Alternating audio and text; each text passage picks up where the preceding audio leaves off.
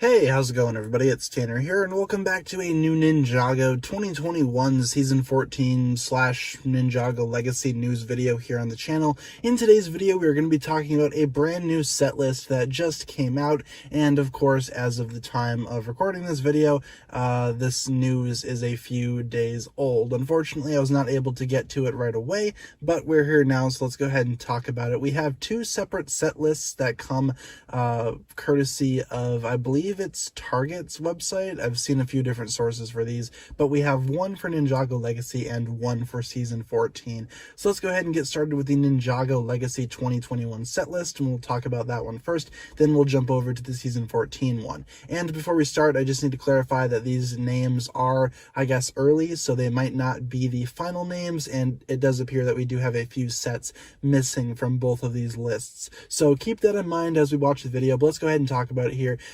Starting off with Ninjago Legacy sets, the first one we have is set number 71730, Epic Battle Set Kai vs. Skullkin for $9.99. Now, these appear to be the new spinner style sets that we're going to be getting for this next wave of Ninjago. Small impulse buy sets that appear to be, I guess, versus packs between a ninja and a certain villainous member. Next up, we have set number 71731, Epic Battle Set Jay vs. Serpentine, also for $9.99. 71732, Epic Battle Set Zane vs. Nindroid for $9.99, and 71733, Epic Battle Set Cole vs. Ghost Warrior for, again, $9.99. So these appear to be, again, just small little impulse buy sets. They do sound interesting, though. It does appear that we will be getting two figures in each of these small sets, so that seems interesting to me, and I'm kind of curious to see what else we're going to be getting in this set. Is it going to be like a spinner versus spinner type thing, or are we just getting two minifigures fighting each other and a few other side builds for various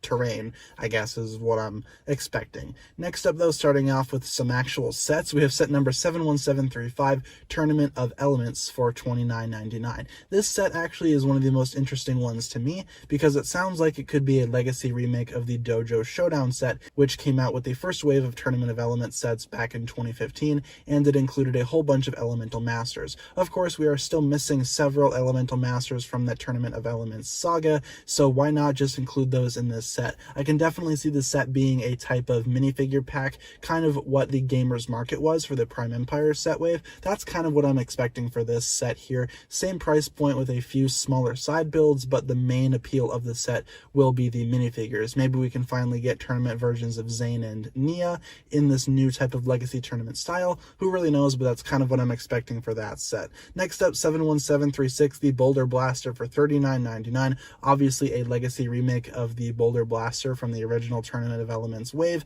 of course inspired by the Rotojet from the Season 4 story. So I'm curious to see how they change this. In my opinion, the original Boulder Blaster is still pretty good by today's standards, but let's go ahead and check out what this new version is all about when it is eventually released. Next up, 71737, the X1 Ninja Charger, obviously a remake of the X1 Ninja Charger from the Ninjago Rebooted line, and that retails for $49.99, so kind of a little bit of a larger build, I would imagine, for the Charger. Maybe the motorcycle implemented in this set is going to be a little better than the original one. The original X1 Charger had some problems, but in my memory, it was still a pretty solid set. So I'm curious to see how exactly they improve it. Next up, set number 71738, Zane's Titan Mech Battle. This appears to be one of the only Ninjago possession sets on this list for right now in terms of legacy, so I'm curious to see what happens with this, if we're going to be getting a new minifigure for Zane, and what exactly will be in the set. It does retail for $60 USD, so presumably we're going to be having two mechs face off against each other,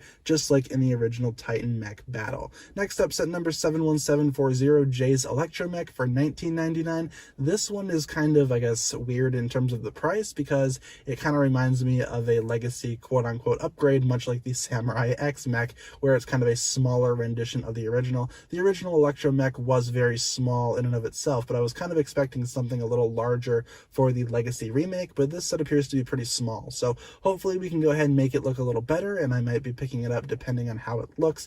And of course, next up, last on the list, we have 71741, Ninjago City Garden for $299.99 USD. This is obviously the big direct-to-consumer 10th anniversary Ninjago set, and naturally a lot of things will be a little different about this one. But I'm not really sure exactly what will be, I guess, in this set necessarily, because there's just a bunch of rumors surrounding it. But at least we now have some type of confirmation that it is a Ninjago Legacy set, so now we can kind of go ahead and, I guess, patiently await its arrival. So that's going to do it for the Ninjago Legacy sets. In my opinion, these are some pretty good sets to bring back for Legacy. I'm especially looking forward to the Tournament of Elements set, and of course there are a few set members missing from here. We have one in between the Titan Mech battle and the Electromech, and then another one missing between the Epic Battle set Cole versus Ghost Warrior and the Tournament of Elements sets. And the Epic Battle sets, I kind of like the idea of them just including two minifigures fighting each other. I think that's a really good idea, and I can't wait to see what those actually look like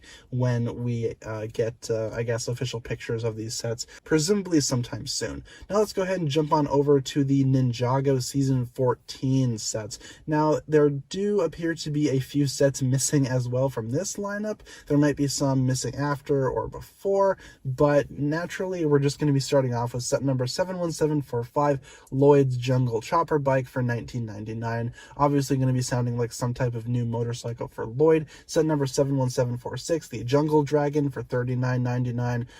Potentially some type of jungle dragon. The name kind of speaks for itself there. Set number 71747, the Keeper's Village for $49.99.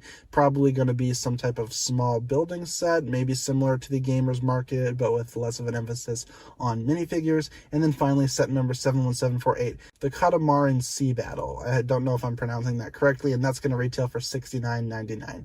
So they only have, I guess, 4 Season 14 sets listed here, but I doubt that we're only going to be getting 4 sets for the Season 14 story. Again, 2021 might appear to have a larger influence on Ninjago Legacy stuff, just because it's the 10th anniversary of the series, so naturally a lot of the Ninjago budget might be going into Legacy this time around, and Season 14 might not have that many sets, but I don't really think that we need that many sets for Season 14 at this point, especially if we're going to be getting a whole bunch of Legacy sets that could tie into the next season easily.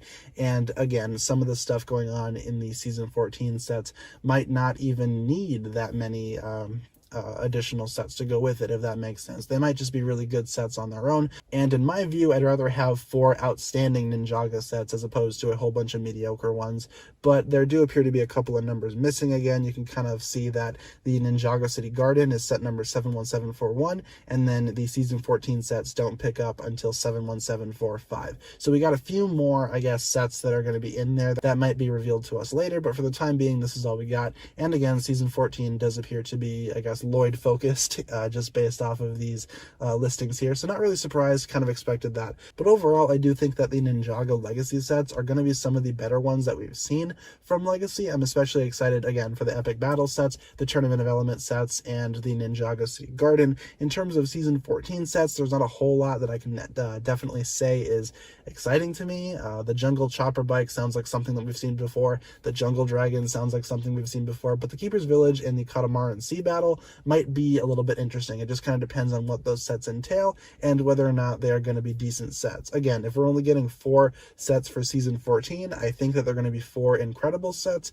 And just judging from the titles, there's not really a whole lot of information to go off of again. But again, hopefully we get pictures of these guys soon. But again, just to clarify, these are set lists that tend to change, and leaks tend to not be as accurate as one would expect, but it does sound like we're going to be getting some pretty good stuff for this next wave of Ninjago, and for one, I'm very excited for that. So thank you so much for watching this video here. That's just going to do it for this one. If you enjoyed, be sure to like, comment, subscribe, do all that fun stuff, and check out the links down below in the description for my other forms of social media. As always, big shout out goes out to my Patreon supporters, including once again the marvelous Jan. Thank you guys so much for watching this video once again. My name is TannerFishies, and with that I bid you farewell.